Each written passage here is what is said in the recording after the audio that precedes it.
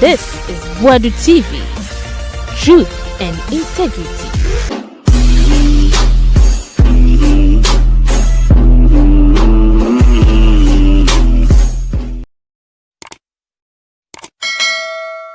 And I'm a fool if say, not your mamma, with papa way.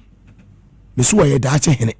Yeah, ready. That's our feeling. You can say, I can't page 1B, your evidence be.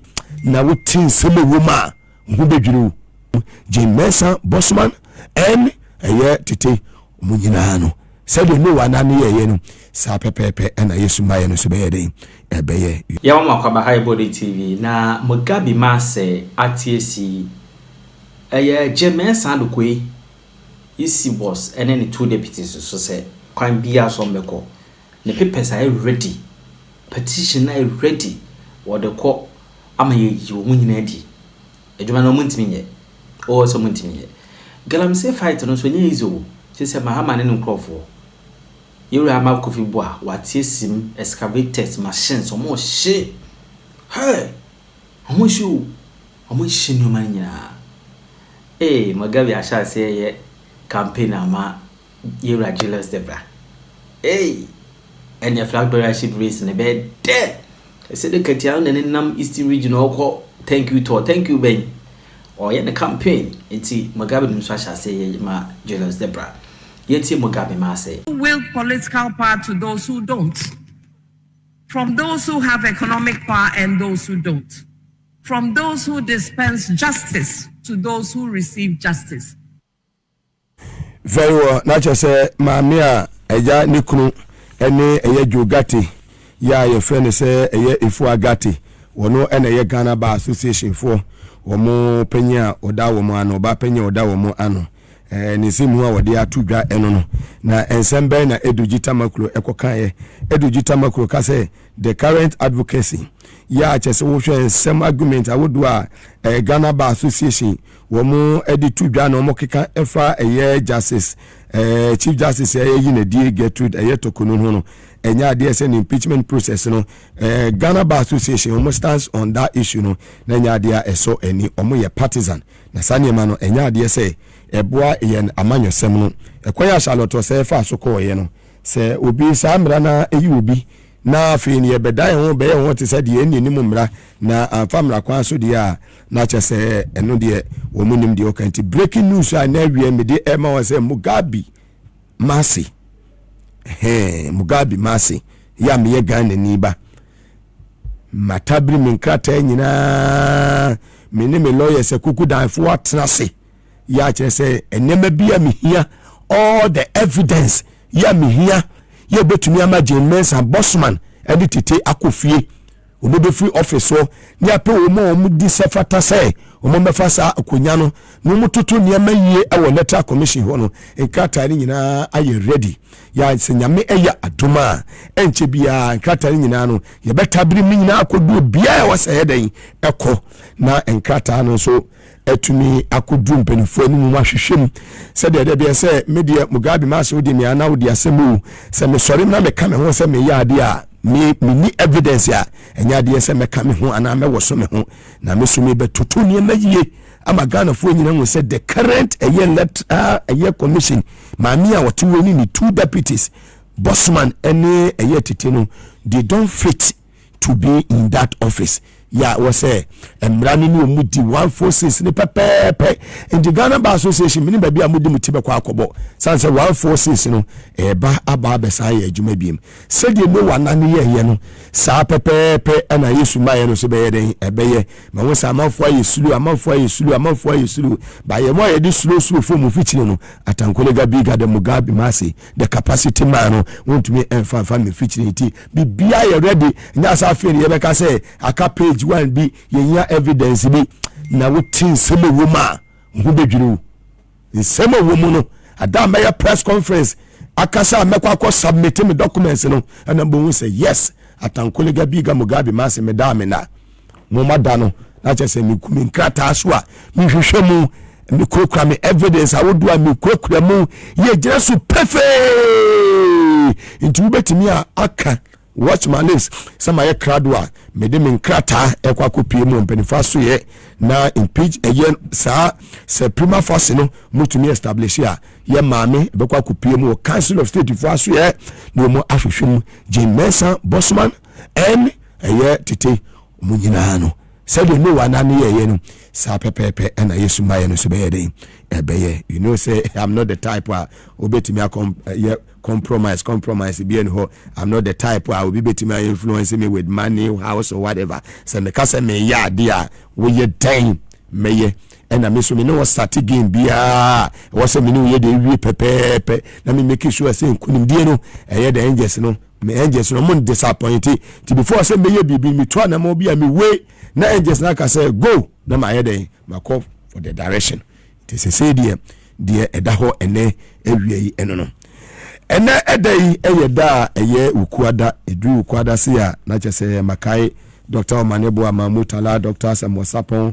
Alaji eye limuna minuru ni abuajeni asoja fo mienu aka ho a omokohwe omonkwan ya ewo eye Ashanti region na eni ye toaso ne de nsema wodo a aka no ede atoa osodia na chese yeda soa ejinemu ewo eye omampanyi His Excellency John Dramani Mahama nasoye na ho eneni Minister for Government Communications and MP for Abura Sebu eye kwa mankasi Honorable Felix Kwachi Ofusu wode atu edwase saa eye enyamwone nkania ne nsubu woni ade a amafo ese yemfa nkosoro se de be ya ebetumi amane ma yeden edi akoyie no wo kire se mbase hia se aban ne bete so edi ama eye woma eja hia se ete so na aban no ebeye ye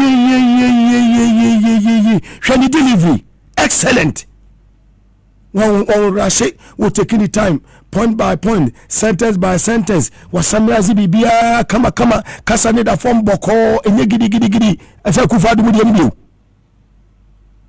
wo sho papa ni mu kura wotimi sama panyi de be fata no me dem aso aba fo no kasa kire mi o me se me fraud da chi hene hwe de wi papa no wo si conduct ne ho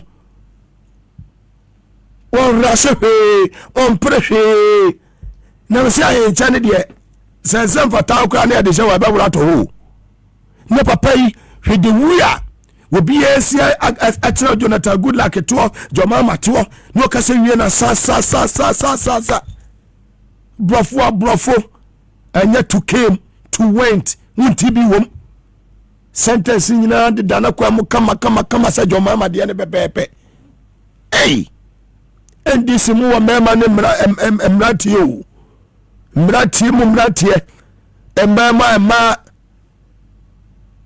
ana mafofi sei na Jomama ekoyi wo hwa anwan papa wei mesu wa ye da che hene Ghana fo mu komu kutu dwe na mo bompa ya mo mompa ma papa wei na mesu wa ye de yi wo ye da che hene eje sina kasa awie o mo awie EP omo so amabato omo babetu ya kwete sede omo ko ba bi no ma mojo ma media omo ntumi enkasa enko na Jomama ne de we 1 year kuranya mawie na mo ho pussy cha mo ka Galamsey ho asem no but some of us will not sit down for these useless caricatures, the 86 or 87 useless ones, or more entna radio so their minority leader if Finya Sabako anything almost so ya no cancer who ever Jomama said the fight against Galamsey no moon she was declare state of emergency. A Kufado no crana or no or Tesu Akuya or Castle in the presidency in the tickets and any presidency in Abetus and 1 to Mania one to Manco can Angela Kufado no and more fair Kufado no. When look at so be declare state of emergency and look at this one as we speak Eniya Irasus Donko or Hemeteria they've been attacked as we speak their life is in danger. The CIA say Omo life is in danger and look at this another operations and echo so elho and this is Obi had put measures in place. You see, as a very good PR man, you don't sit down and let the problem come before you find a solution. Me lecturer wa kyerɛ me PR SS appear the late SS appear one na kan and ne some kan no ɛno mu aba ne yɛ den yɛ fa yɛ de yɛ adwuma sɛ aban we ba yɛ aban papa we ɛba yɛ no omo put measures in place ya wotu say the fight against Galamsey illegal mining no ekoso babia. And me I have advised my family members, whether you are my brother, whether you are my sister, whether you are my whatever, my friend, or see a show anything about Galamsey, don't call me. Yes, I've sent it on Joy TV. Yes, and on Atinka. Any government official. Yes, you're very involved in Galamsey should be immediately disabled. Yes. We are not going to joke. Look, the president is working hard. The minister is working hard. If you're a DC, we a DCE. Listen to me. If you're a DCE, you are the chairman of DISEC. You are the chairman of MUNSEC. If any DC is involved, the president should immediately, through the local government, disable you. Straight away. It should not be in it. Your name should not even be likened to it. It's a prosecutor. Look, my brother, your name should not, and yes, a baton hokra. You should not even be. Look, any DC, I am sad. Look, Mugabe, I'm sad on grounds that I have to say this on Joy TV, sit on a tinker. If there's any DC and they are listening to us, please, Mr. President, disable them. Disable any government appointee. Your name should not even be nearer to it. Your name should not be. If I'm a DC, if Tim is a DC, me DM Bahon, because I know I will not do it and I will not go there. No. Galamsey is a national fight. A cancerous. And anytime I talk about cancer, I say that look, when you want to uproot cancer, you have to apply more chemotherapy. Now, rooting the cancerous cells. Yeah. Any government appointee, any NDC member, because the NDC that will be from the NDC structure, any government appointee, immediately the president should disable the fellow. Very well. You have no business being with Galamsey. You have no business. You should help the government. Look. But we have to help the government. What I'm saying is that yes, I'm sending the warning to the appointees. No one should. And I know, say under this administration, no appointee will disappoint His Excellency. They should go and do it. John Dramani. Me sitting here, my guy was advised my family members. We're struggling for this because we are not going to allow the power to slip by. We will never sit down for we will not sit down for the power to slip by. I won't do that.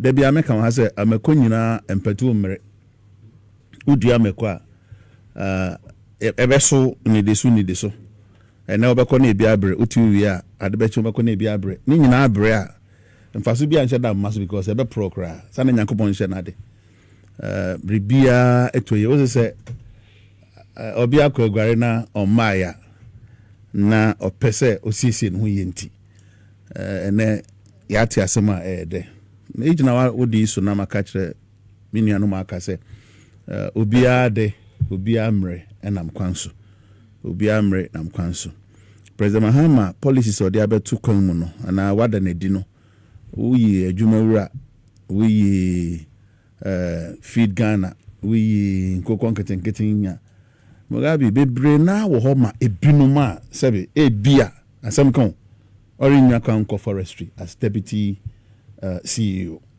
Inti as I say, mimi anu bebre na no o ma won homre so. E bia only company bi, ape company kuma bi a register.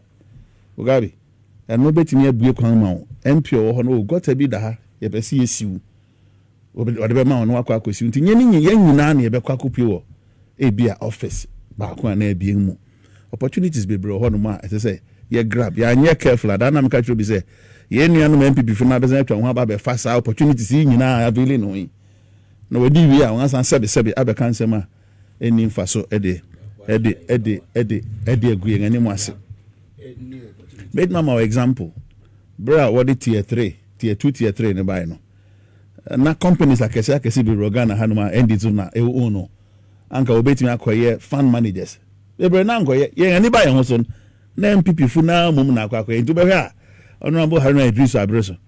Now, Aban releases Canada macra anything because Scanabaka could di sa MP before ya ho no ngajina so de babe ye politics etia enti na maka wie me fa wa kwanya so na mama otekoko so yako me chia honorable so chia mo nyina so congratulations honorable na na de bia bedi mo honti if you are American na bio no o de ade free make abreme but me sankan America meja bro o kwa beja de na be you passion said America mo ma me dates o jam ma me dates okay we there Mugabe na mekani abrewa akra so ko na ekura yeah inti ni abe stress nananum be wo wa no Nyankopon be boa na wa ma no baby panso amen akosue se edu amamresha nya da bia na ye kan se e bia abrewa ye fim anana na fim ogazo bia okwa na waba minim se ne akachi de Nyankopon no betimi ahyehye amana akoso pepepe obi bia obekọ akọboa otumfo saa abesiwi mu no Nyankopon kan ho no mfa ne nkọ mfa de mra mami enti asem boni bi na meje de se brane de se bi edu saa abre numa ne aye kan se nipa no okọ akọhome ode na akwantu puma atwere ho ye nyina ye bekọ bi abeyi bia ma santeman mene na bi no kan asem se owu eye kanko ampa so that na was can di say did keke me no see echo circle that was enemy di kan so di kan meba ye nyina me si wada braka mo besi won say ya ode na nso Africa penetrate the bia sebi obi enya over 90 years or 100 years o we say ko bisa say den de kumun na ga hwa nka den na say kumun enti aberwati me di samfe na nhira mpa nyobia na obenya na sa mamemo omanpanyin abaso anesa jumedi abaso a former president Goodluck Jonathan tuana mo ba Ghana ha na unse ye wo mpanyin bebre wo Africa ha ye bo ndinga yetime de mfato ho esan se edu won so no na ese wo ye no wo ye oye kodu baabi a osiso se wonni ahofama bi obetimi de aye no opo mba betinai enya mfom so enya bone ye wo baabi obi a obekwa country bit say a friend then what's the name President Paul Biya Cameroon now we Cameroon fuze ne ankasa be sebi ya o wondi nga tumponga o football na uko nga manyo sema akwa over 90 years Mugabe nanka den bio na oje onsi nanka den bio na oje eno mo na ade tutumbo say democracy no so the best form of government and prempring de eno ya na ewo me menye believer of wholesale democracy. I believe say ampa democracy no wo ho dodo amamu eyemra amamu Mugabe so what you say na so say e bleed in discipline and say emma kon ma in discipline e the root all in the name of human right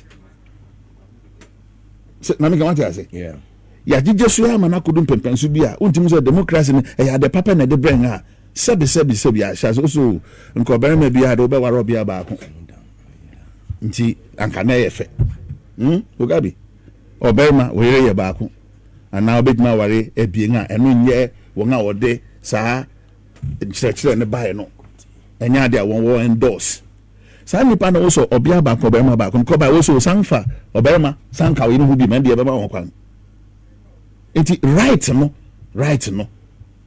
so called human right no there be o ha wo de toto nipa suhu a ene ni nhia right na me boa democracy and they give birth to some rights ni na me medical can me can be say me believer of wholesale democracy Africa ye wo young culture ye wo ngamamre ye wo kwan fa so tete wo yang ma e ba say yenyi omampanyin a tete kokra wo ye so nim sa wo so we ye na me akra otumfo de du si be nipa be ba sakoba nan wo song so ansa no be nya otumfo te kokko so enanu yete se owura Kwesi Agyeman no no so di yi wo fa so ye ne kama tu ya nto secondary amem if ya na no hia also we won adwen kopenkrum it is betimi aye young democracy wa Africa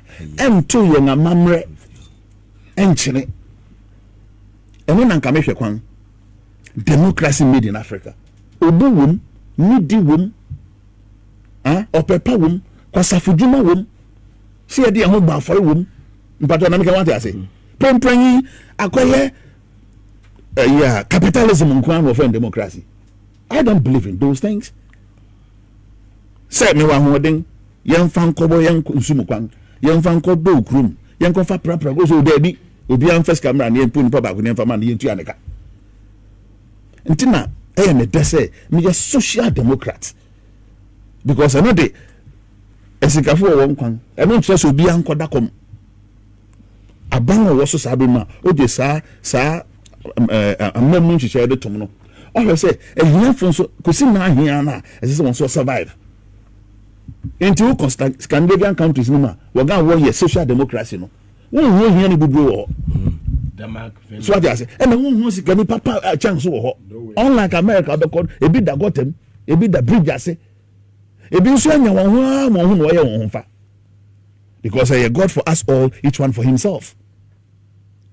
Sika wa hoden dia ese won saka sebi o oba niem disifie to na yetimi so you physically challenged se me kwanse me kan sa na se we na the din foforo aba enti se wo se ye nyina ntu mirika nko osu papa ye ho no bi ankofa bibi wo ho a ebi betimi akọ because wo nyina so wo nyina de wonan ye bi okọ America obenya na sa but okọ sa social democratic institutions no ma na say countries no ma obe say there be oyide kwanse na so fa ne de soko enti ultimate quantum no yanka so bi ankodo no kofa no pekeke enti nyameka wo ni ese say yetimi isi na ye okọ Cote d'Ivoire se won so oto aba na oyi mampanyin meba where do so fi ahini ene my democracy na okọ Togo ebusuya baako won de so ko be 50 years enti anu so anya democracy say am so democracy. That is it. It's what I say. Enti mramamu wanga wo de democracy ni ban e binum believe amije to me say I think Martin Luther King or something o say baby out in sefi na be kwa kosi no e ho no bi nso ne fa ho di e sha sefi exactly. Into the fact say we are journalist into we dey answer my microphone na me pe bi America obi antimi fa den san kam te say ne ekoso baby enye fe se nya man no sema nke be da no obi atima ko force of pon abesi ho no wa ya wona se so ya bofra Duncan Williams also a democracy and right freedom of speech are you getting it? It's democracy no ti Mugabe democracy na senia ebinum hu no me se sa na ko nya ka me ni sit behind consent that guy say na me about the president Mahama Risi so ni inauguration Robi our friend Abdullah Traore Burkina Faso Ibrahim Traore so about Ghana me boy so a gobo nasia and onu the loudest applause about any tuition who would the first 7 to nchen yen fan to nchen so what you say I don't think about that because na Ghana na yes here democracy a man for come do say so je ni mu kra medie nso yes because nipa na wo nyina wo bodies ni Ghana for agent onya hoho so what you say enti amamu bone and my democracy enya one development absolutely so that's all about it that is all national cake no see HMO bi listen woko amana horoso a amana won stable government for long won atumpon so what you say won atumpon ezra na yeka say mfia na mpe adwuma oye en wanyu oja ho nako na se nyame amboa na ko nyi obi oba bedi wade te say bandera obi twa mi ya kufu adamu enye say na be say ti fefui enye say na be say democracy President Mills and President Mahama sika we di ball Ghana ho bra one total envelope no 300 billion. And so when Nyama we Ghana social and interest. na Kufuor buy MPP among we know over 1 trillion. Over 1 trillion. Over 1 trillion. Then pa what the Absolutely nothing. we J Busia for Euro bonds $11.03 billion. 30 billion. Nami big push ka hin big push. Sika hin ekom. You declare year of roads. Mugabe oti. You declare year of roads. Part 1, part 2, part 3. And so there's not a single trunk road in Ghana. Not even one. One trunk road. Maybe Accra to Kumasi, Accra to Ethiopia, Accra to wherever. So kwa yentimanya kwa nkuduenye. Enti sa memory encourage democracy. I don't see it. And so say democracy. Enti anka me the democracy I mean when they say ebe hu say Ghana man yan how nyina yan kodana yan danyo nyina and they say see you to ohia bubu ase unemployment baby akeka kono e region sem nti eden na namon ni etu afa ho collectively we be no man ni nyina support wunye obi obeka so asamasi na na obayi osan de abaso yan say ye be sanitation day in every month meboa first Saturday also NDC for 9 asem you can call this democracy and not support because the idea say omanfo nyina nya ho mfaso omanfo nyina dey an hwem and na Yerika Galamsey asem na me bi say it is a President Mahama Miamani na nyankopon ya adom na otu Galamsey na se we na djuma after 4 years aban bi aba ono no sabi wa bo ye mfita duku to say na Kufuor don be yi now we say one day we be hwe Galamsey akoso ye koya na ye bai it is human na support and you na okase jai maybe say there be utieti anu fa this man nkoye ti bo na me mate kasa na koso am say na den na aba President Mahama so and central for mumra ni nkomo bisa masem na bisa say Galamsey no ho na montu no e den na wo ye so ne bai Galamsey me man mining license bi akrada nti license e wo ho no ye na me beto yi nti o mesene ye yepka license na onye onsene ye so what you say forestry obaye no na amanfo invaded daw forest reserves wetinya bomoden demu akron nti enti se ba ko no beto yi no obaye e na bi se kan ho dia e so wan power faili so what you say it's a President Mahama ama answer no se me o man no hunu na gamba be hunu na be so me chira me boat you nga no be ka se President Mahama wa ya de ana anko be bo nse mama na because prem ya hwa mu say there bi gold na ye ndia nyankopon de ma ye ni atim say abofo na didi ngo bracing ye President Mahama take say awe adwe oba no mo say Ghana for crown so be tinye didi ade no ma na ye o it is abofo na di one there yan so be nya kakra so what you say okay ye nya kakra for baba mfaso ama ye sika ye nya from gold board Mugabe say me nsra what the cocoa sika ye nya be ye mfia nan boma ahwa ye nya less than 1 year it a resources are Ghana bit na benefit immensely out of it it is adia Ghana for me too won tu ni ye nche onko obefa so atu ni anya ho mfaso won anya won so won sika kakra wo de bo ombra wo se won ti ase declare state of emergency and so call you state of emergency grad me hu na akire o emi aso na egusi you anampata me bua say o mampani announce you ni ti ana commander also or the soldier for echo forest reserve about 43 of that osusu say wokono wokobo ho ban or the soldier for any state of emergency nye bia ne because or it take a stringent measure beyond the normal one sana mementi as men beyond the normal measure no or the bibi for reba it in the ba no e be hyemo kena kese ese se ho no e bi o manipa dantem anka obe data ndia wo pe but aha no President Mahama be hyem rase fisa be kopin sabi da so what you say e follow within state of emergency it mean when the say o announce keke o announce we are non pen be ntina obi amubu nsa ama kofi bu akotena office nko ba bia forestry baby nam ho eno ne ye pa na o se da bi ye wo akwantu foforo ho ayelutu ma form committee a won na enko bo ho ban na me mo kan sem bi me no ya adwen se MDC appointee bi ade no go rem hona yedu na na Akufo-Addo address no na appointees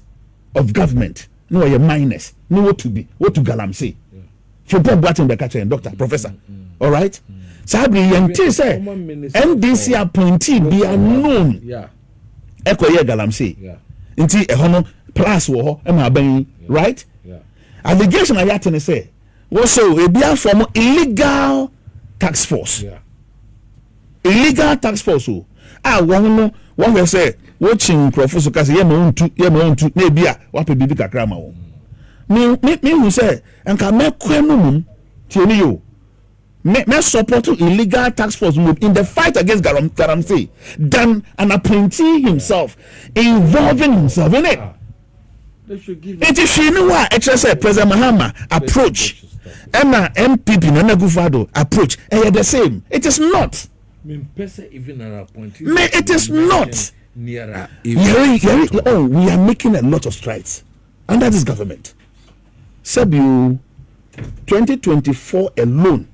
License our mine from Minerals Commission. Mugabe over 600.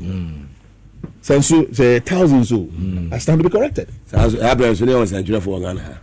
What the license was on Fanko Belgiana, but Gramio. So the money panels on call reserve. Uncle two mining a year to me. Now Akufo-Addo address. Mra say or no bet me am kan say obi for two reference reserve no. Useless. Why am Mra na man ho? President Mahama so bi gusu ami to ho na mo say Mra no na year fi ho. We say jai no ni yi. Enam na ho ofin. Jai chi na declare state of emergency. No be am pen be ntina na. Ye be sre.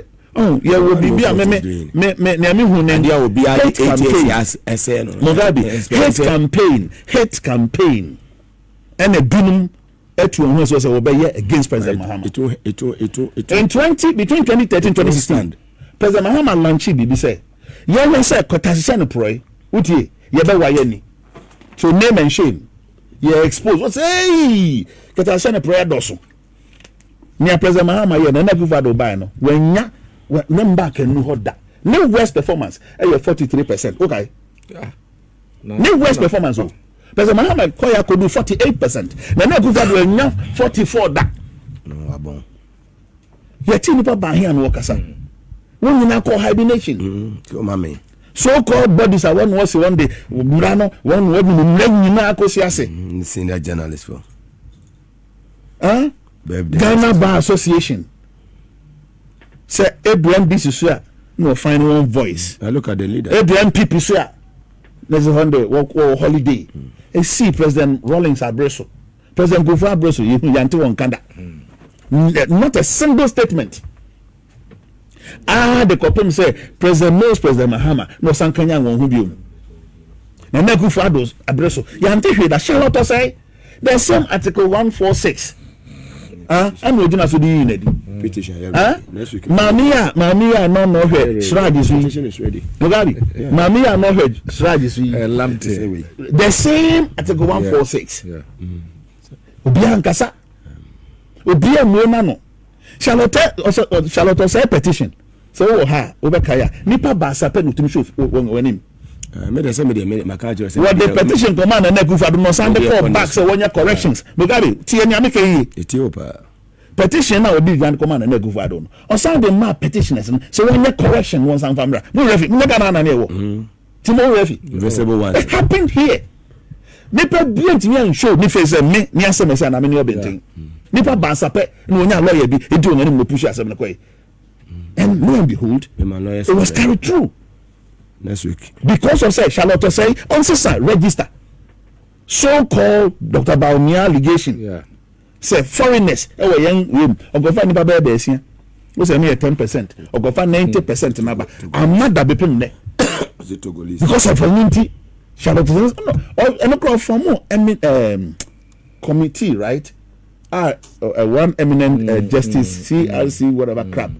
ɛda no wɔyɛ ahwehwɛmi nyinaa kɔsii no hu ne sɛ asɛm a moka de asɛ ne nyina so papa ɛno mpo sɛ wobɛkaeɛ a wɔkɔ supreme court hyɛ sɛ sɛ ɛnyɛ ahɔho mpo a ebinom de health insurance card. I know you're I say no, you know, now you don't remember. Yeah. So me the name in Aba. Me the name in Aba. So that's once. Men ka ya ntana me beza me boso na ada bala ma men kan breko. Eh, kan of assist. Mugabe. What the no call efiase. Is Mugabe you spare. And na mo nko wo. Wan kan bi ne bo a. Now yes, you spare them. Nipa be ye 2 fire. Say the okay. Ba ko pe no kan. Okay we. O find one am find station na mo ko ye program bonus. Including the station. And this will be so what to offend TikTok. Maybe now the casa was so no then just was friend. Oh, sometimes Mugabe would DNA and MP before here. I have a cancer me baby feel no so na then o cancer. But nani who say yare. So yare no from superiority complex. Very well when people ma edit me count. It will be to make us honorable Benedict PSA the fight against Galamsey. Will to make us say John Dramani Mama. It is being fought. Brother Neko Fado Bekan say Obiari revoke Obia license. Okay. Small scale. Galamsey will be in 2 no. And yet the same as declaring state of emergency. Exactly. We in and then essentially nothing happened. Why do you do the same thing all the time the presidency, and expect different results? To President Maase, just the style, just the approach. To make step by step. Me na sampa anye ya because one never be meeting me to stop it. I'm the he's the president. Right? He's the president. And our plan one after the other. So anye ya ni amo can say undeclared state of emergency no. You will get there. Okay. And also be say President Mahama Bekasa Nanya then they are right. So now call Ministry of Lands and Natural Resources. A sector minister no Honorable Kofi Amabuane Kasama for a Yenia a Kabore a Mahmoud.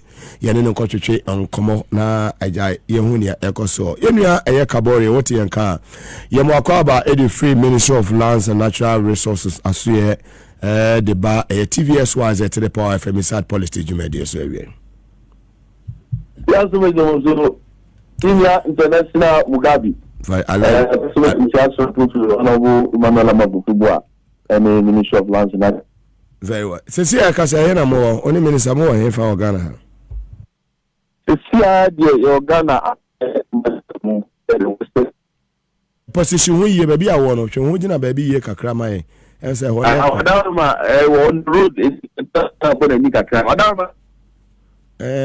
a bar article baby I want to did you kakrama wadauruma na yetimi commentary training here papa dear Koso fight against Galamsey yenya TS operations I would a Koso na wotwi emu obetimi update ya kakra wadauruma kabori.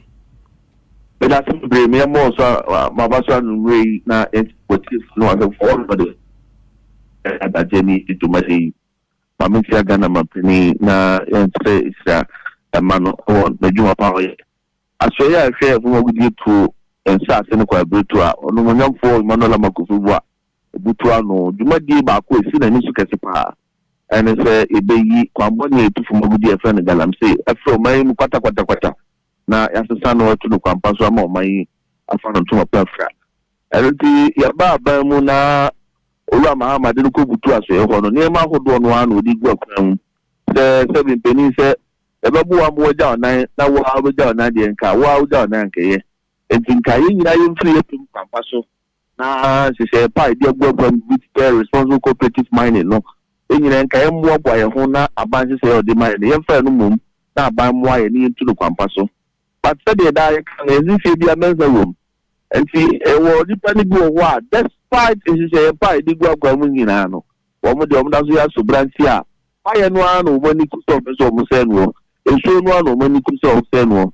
Now, yes, Abu Francois would give to me at Damama Habine Channel. And intensified effort against the legal miner. No. Now, what we every year the Okupi could be a fellow Jura Ashim. A war in Sama East Mountain. Na kwa ebia edua ankobra nsubonten no ho ɛna kyerɛ sɛ kwabrane ne n'abusuafoɔ a wɔn mpɛ ɔman yie atumi akɔbɔ hyɛde ayɛka no akurasedan yi bɛyɛ ahasa a wɔn gu kwabrɛtuo no mu a wɔn sɛ kwaeɛ no na ɛso nsuansoɔ no so aka nkɔbura no a ama ɛnyɛ asɛmpapa no na national anti-illegal mining operation ɛyɛ 9 Moscow do hɔ no wɔn tumi ɛyere wɔn akwawa ɛni mi ne ka sɛ all the 3,000 shed no emu bi aba emu dancing club emu ho ɛni nyinaa no yɛahyɛ no sɛ edwere bɛɛ a nipa bɛyɛ mpɛmiɛnsa deɛ mi ne ka sɛ wɔn ɛkɔ Burkina ɛkɔ wɔn ɛkɔ Ivory Coast kɔ wɔn ɛmu etu akɔ baabi aka no so wɔn kɔ a ama yɛ nsuo ne ɛkwaeɛ no ɛho tɔ no ɛno ayɛ ɛwɔ denziri ɛyɛ ahafo ɛne asante mfimfini wɔ baabi kwabrɛtuo denziri no compartment mantwa so baabi ɛhɔ so special operation kɔ so a ɛno nso aboa ama denziri kwabrɛtuo no ɛfa no ntɔmapɛfa ɛnɛ yɛ a ɛyɛ bonsa subɔnten no nso ɛhɔ nso special operation kɔ so wɔ hɔ a ɛno nso yɛhwɛ sɛ bonsa no a nana dodanko akufo ado apɛn so ɔmo ma Galamsey dokoro no ama as at November 2024 now the only treatment plant in the Takwa municipality of Bonsa now they shutting it down. If you are through punitive measures, any enforcement strategies, a bit me abu monsoon and yatse. Na Ghana water for moving in between Asaya Musula so ama addition water kwa and an important so any bianum. And the minister naye beye enano duada numre simudie. That's on the mua yababi atreman temua. Niama miensa ne yɛka bom sɛ yɛbɛtumi aboa na yɛtu Galamsey ase ɛwɔ tɔ yi mu ebi yɛ nkyerɛkyerɛ obi wɔ hɔ a onim papa no a ɔnyɛ bɔne nti nkyerɛkyerɛ gu so a ɛkɔ so a yɛhwɛ sɛ obi bɛtu yɛn nyinaa bɛtu papa no yɛyi bɔne no afiri mu yɛtɔ so mmienu nso yɛ platform woma nnipa no akwanya platform papa ɛna ɔyɛ ne papa ama ɔman no afa no ntoma pafra na wagya bɔne no because sanso obi adi okyirifo asɛmpa kɔ do ɛno nti ɛwɔhwɛ biribi te sɛ cooperative mining responsible cooperative mining kobodi no so koswa large scale mining company no mo hye nyina no minister aka to omutumi say e be tia e mbre the bar omo so sa se yantom o magi aboso anu ti manti ewi wo pe bia Galamsey yi no ominka bi na fe de yembo no to na mo se ti ba ko yemmo mo kwampa so na mo nye gold mine no ne kwan so a e de so mi ba krom na adwuma ba fie na ensuo do ne kwae no and at the capital punitive measures and enforcing strategies and also 9 months be anymore we go so ayo Ghana for nan nyina say o man no be fa no tuma prefra e di Mugabe wadaroma mamen for konya iso ye so asem ka kire nyame no aka famfamam a higher Ghana BBC die mamen fa akonya kesi na men fa nsra bi so ko with the for I wish you go with the Catholic Bishop Conference I wish you go with the coalition against illegal mining say Sabi so se bi nyado o ya de kwa so e se be na do bi na bo ayase e se be to bo do ma do ano sete akwankyere ma ko so no se doctor de se kan kan o na wonya no mo do no se jinjina ta se kan kan inya so no ne kwampa no e de mo mpani kan no nse de egwagwa o de se be to boa ama kwa bo ne tu sika kokko afa ne Galamsey no yatimi atuase de se bia e bi ensambo a ansa na yakwa the last declaring state of emergency. In the policy strategies in the go up, a dear density, now positive signs have begun to show, especially and Mugabe, and that will be okay. Kabore Ayamamudu, not just said the okay, you naturally say, Sector Minister for Lands and Natural Resources, Unmonyan for Kufibua, or Boy Jumapa. Oh, Mugabe, I say that was already Nado, and children can follow. Now, so already, Managonia Naminga say, Papa no feature or Basso or Nada, Usumu, a Yemu, Odimu. Now, as well, he be a man, and she said, or and in or no say, or qua Nanka camera, so that the beginning said, I'm for the end of the bit. Already, I'm say, you're quite now, Uncle Bremania to say, I want a brew. Now, quite good to me now, I have a mono. Na Ghana for no more than a boa breno. Na yasha CC no ye biano, nipa nyanti, the new met Madia, but make me the necessity of Waka say, O Mampeni Mama Mamu, the Hui Yaswa for Bayami and Sapekura, one would do or dog, Akumapa, and you must say, O man of to my perfect. we honorable Emmanuel Makufi Maase no na arewo ogbo adwuma ahobrase mukuru e de asom na ma mampani.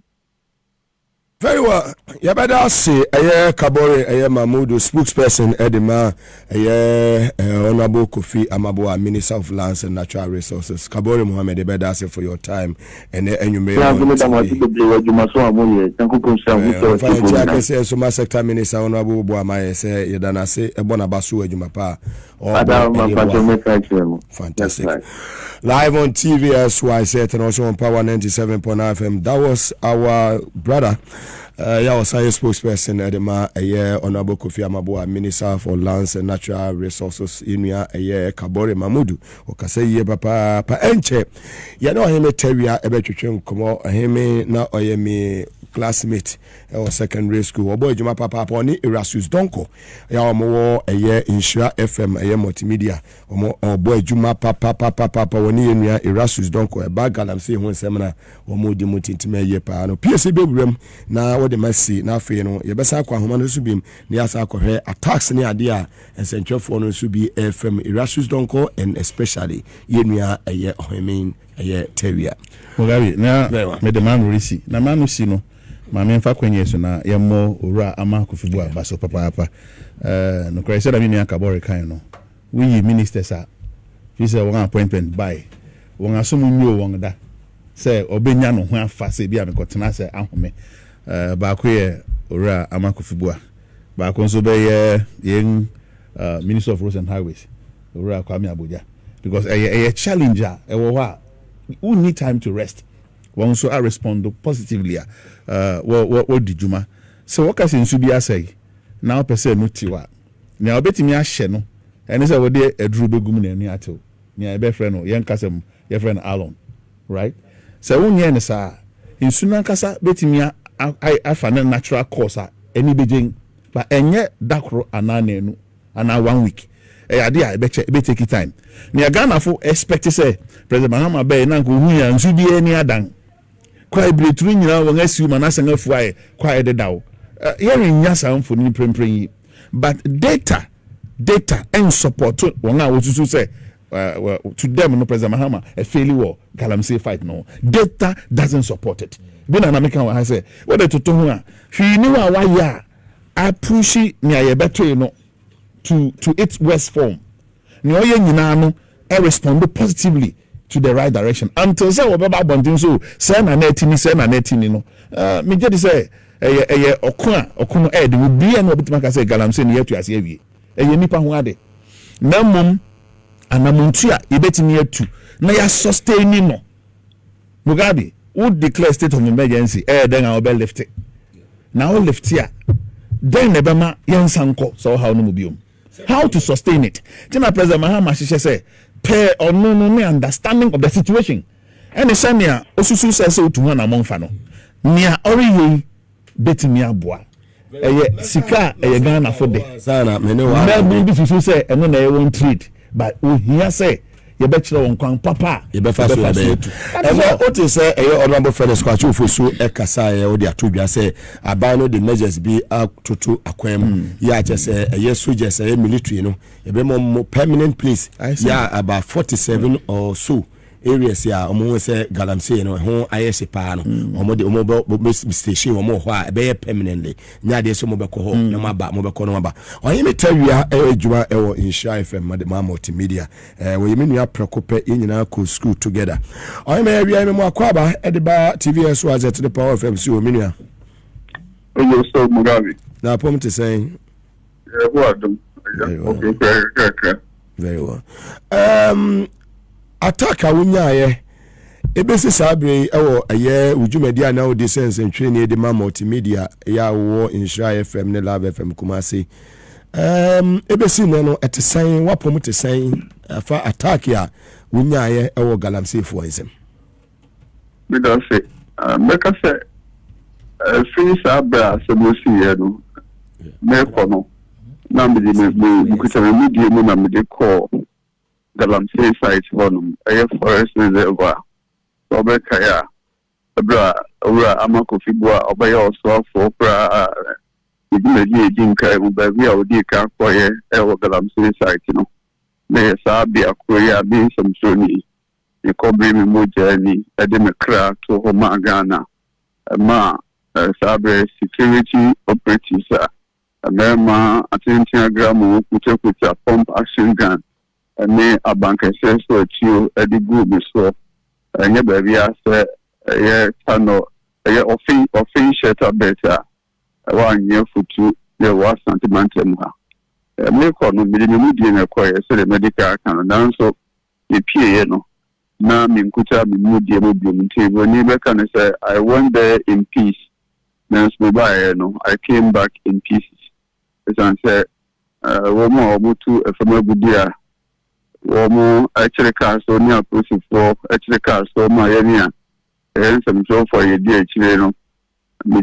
Pie mitirimu to abo pie mitirimu afi omusan execute me so twitwa me sekaya na ka se Nyankopon ko an di me ho afofia en sekaya mo di sekaya me nyina me nan obo twitwa ye no bi eri ko twitwa na so me travel na se me dia wo ka wo se sekaya no ne max ni na awu mo ndi se me no ka se fi ho be sisa abre no Mugabe eja mi chipaye the Biada, the Abachin, Michia, the Bia, the Abachin, Michia, Afi, Mekoko, also, Pirani or Miss Santa, or the walk a Sieba for a tobo Mekokwa, a member for more, and son or Mosha, or Moshi me, I give me mobile phones, and now say, Missika, and they show bottom, Afi, camera, a decoy, quiet, Mina, or one Abu Bunua, Mekase.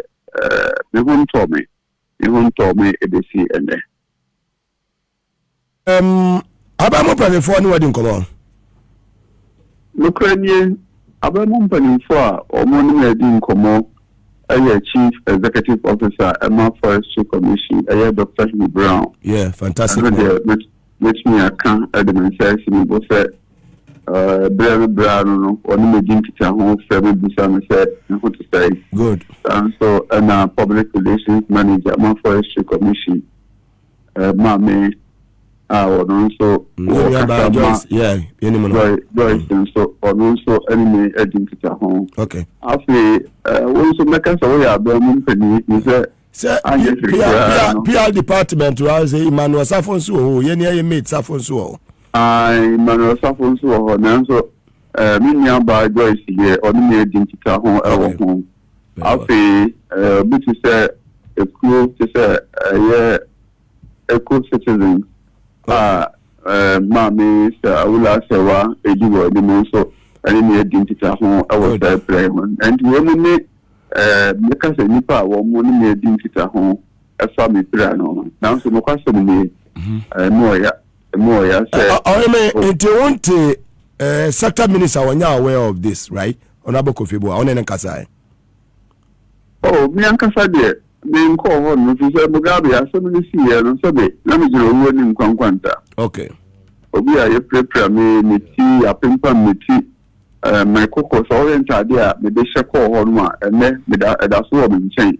Me idea, Mr. Muja, a 2 May. If you are near Futua, Mammy, the buyer, the Duke Maase, father, 7 day Adventist Hospital and Sana, Eco Hospital on basis of a busy maid. No, that with that, we do not rule in Quanquanta. The mobile phone, and to make no company phone book, and the boy at all mobile phone, Mammy. And then we say, oh, I'm not going to do our 10 months of the say. They can say, obey or swap for the bread, you kaya, be a dinka or coy, yes, or a Galamsey word man. They be a cupram, and so I'm a cupram. Now, me, no, I made some new woman, a babon thing. I'm a prayer, so a fancy tie or Ghana for me, my DK and book, or my friends and trophy share Muka was my era, Abbott, John 4, or also no one about so to say, John 4 enemy dinka home. I'm a non-reampo, that you said, or share one penny for their 2 penny anymore. Yenia. Yakwaku and some may ever Galamsey site here. And if be a bully, prepare and Caban, so big trumpet Cabidia might say a brie in the also I can this is a such a minister. Obeja Honasha, whatever, I will take this matter up. na mama mpanimfo aso ate na ye Daniel Frey wo be hu say the fight against Galamsey and Centrophobia anymore. You know, yes, I tell you, way back in 1995, Kopim school 1998. We've been brothers together for so many years. Yes, I go school together, and so I will take this matter up. Now, within few days, no better man can over here, over positive results from the sector minister, my brother. My regards to the family, my good brother, Himeteria. Blessed John Dramani Mahama, Jonathan Goodluck, and Neil Munya for Honorable Julius Zebra, Omonina Kasa, Ewo Asie, Naoshe, and Neju Medino, Timane Dasu, and Nache, or my Ghana, Yaku enemy, Papa, Nina say a year democracy, a year dialogue 2025, Yako Swa, Chief of Staff Ekasai, FI team, why democracy die? What age Median be? Send us in this cause. Democracy die? It dies because of what? Incompetence and then corruption. And that is why I reset this country on grounds that, you know, a lot of issues that were expected. The previous government was this, but when they came, what did they do? Democracy completely died. And I'm very happy to say President, these African leaders have met and they talked about it. And our brother Julius Zebra has also spoken about it. He spoke very well. He spoke very well. He was on point. He was on point, and I believe everybody heard him. And we are going to ensure that we support him. We support him on grounds of his pronouncement there. And for me, democracy is the only way to go. Mugabe, you know that. We cannot do beyond that. We can only add on to what our chief executive said, our chief of staff said, and to what the president said. And for me, I've said most of the time that, look, democracy, the people of this country, Parliament as an independent institution must ensure that democracy thrives. That is the only way for development. We have no any other way to develop. We must develop through our democracy, through dialogue, through negotiations, through important dialogue with the people of this country. And Parliament is a pivotal role. Parliament, so normally what we say is that it's a participatory democracy. And you know, it's not just about members of Parliament. We are even looking at the district assemblies and we are looking at what we call unit committees from all those. Say that by a democracy, it will permeate through everybody. We can challenge, we can judge, we can talk, we can criticize, but we cannot insult, we cannot denigrate, we cannot undermine people as what democracy is. So for me, and I think that Chief of Staff must continue that way. The president and everybody involved in this issue of democracy must ensure that we get democracy to the people, and it can only come also through development. How until baby, you say democracy, when you papa num, when you electricity, when you education and so on. That is why it was very important for the president to declare that the stress-free education for every first-year student, the tertiary level was very important, Mugabe. Very extremely important, extremely, and we cannot get that. The fact that he has even established the Mahama Care to take care of chronic diseases. This is what democracy is about. Now, democracy, what's the benefit if... What is the benefit, Mugabe? So, more benefit from it. And that's more down. The Mahama Care is very important. The important thing is that we must get water, clean water to the people. We must get infrastructure, road infrastructure to the people. We must ensure, say, our Greek sector, we do it very well, and people can get good food and good nutrition to eat. That is what all democracy is about, my brother. That is all about democracy. And you know, I was happy and I had a program for you to get former president of Nigeria, Jonathan Goodluck. That is what I said. That, come to, yes, I mean, and then to come to the program, very important because he knows he's an experienced man. Goodluck Jonathan knows what he's about. And you know one thing about the presidents of Africa or West Africa, they respect President John Dramani Mahama. It's too much. They respect him to the extent that they even give him roles to everywhere. Look, they respect him, even international level. And I will not be surprised from next year, you know, you can even. No. Where they've even given me in charge of this. Bibi Kakra in Japan. Okay. When he was asked to co-chair that ticket 9. Yeah. The ticket, yeah. I was in that auditorium. Oh God, you have even reminded me. Very important program. That ticket. What? Yeah, ticket. Look at the amount of money it's bringing. Look at the Japanese support to us. You think if we're not doing democracy, they'll bring it to the us. UN Secretary General Antonio Guterres and Ishiba, that's the Japanese Prime Minister, and the former Japanese Prime Minister was also that respect was top notch. Very. And you know, I think from Ghana there to Singapore, Ghana fan and Tumapa Ghana is now being in the international level by the conduct of the president, by his behavior, by all the things that he has done to bring Ghana to this stage.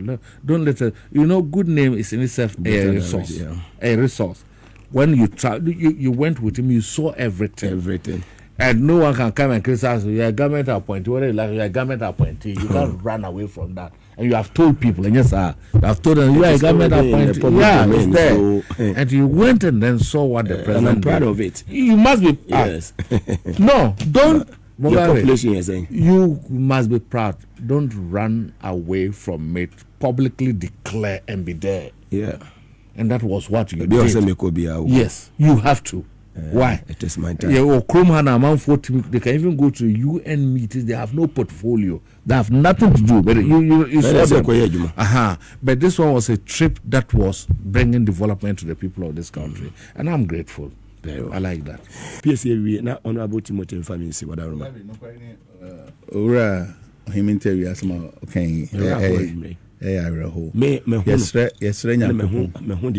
Yesre nyankopon se ohu ne mobo na omanoma omana hodena me so me de man obetumbi na yasre se abanhwe se obetimi aso na senka krana abua because Mugabe to de bi na wo hwe ora Erasmus ene baby onam move together. Sometimes say one person because ono ye no obi kura camera yeah.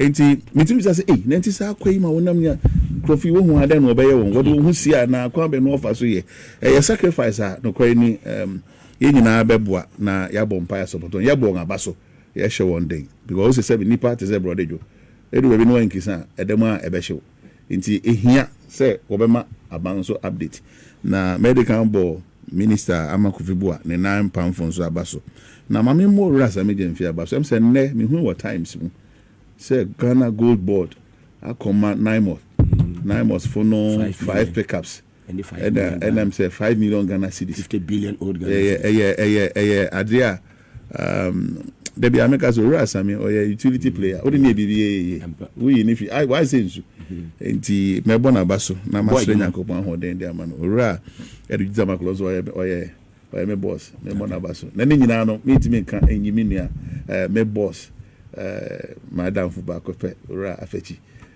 juma odi wo boss no ashasinti ti obi aba se obi acha ne boss obi fi ase o ase mi chia no oye boss ankaza me cha ono aboko fibo na me cha ono abo George na po no community already na po me sector minister very well na yencha unga wa first fantastic minister na ya jantu ya no cha omunyina live ana botim yeah so be cha boss ana say wo boss yes and boss dey say Hugh Brown say me and I was sector minister when Honorable Kofi okay yeah true and then I'm yet to even meet Kotoko we are comrades so it's not a big deal.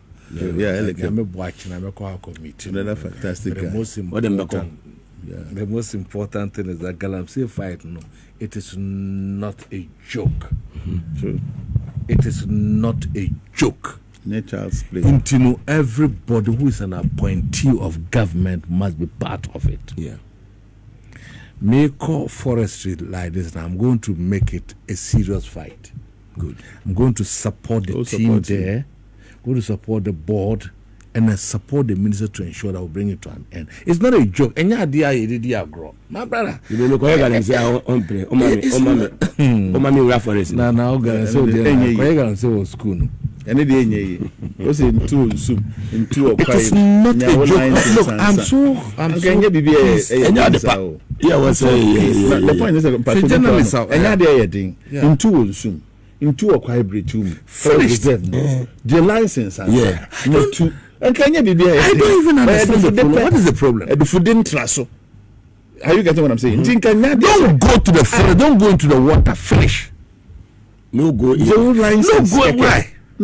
Why? What is the fight about it? We can't solve it as a country. Anyway. Mugabe, look, the truth of the matter is that we must fight it. It's a national canker. Yeah. It's a national problem. Collectively. It's not about ND's MPP. No. It's not about party food. Not about kind of. Look, the first thing the president must do, could the minister for local government, if any DC, the Dinipo better. The government appointees. Just put it in that one. What do I put? So the Dinipo better is nearer than disable the fellow. Because you don't even appreciate what you have been gotten. You are more DC, you are more government appointed. You still want anyone who is found to be part of it should immediately be disabled completely.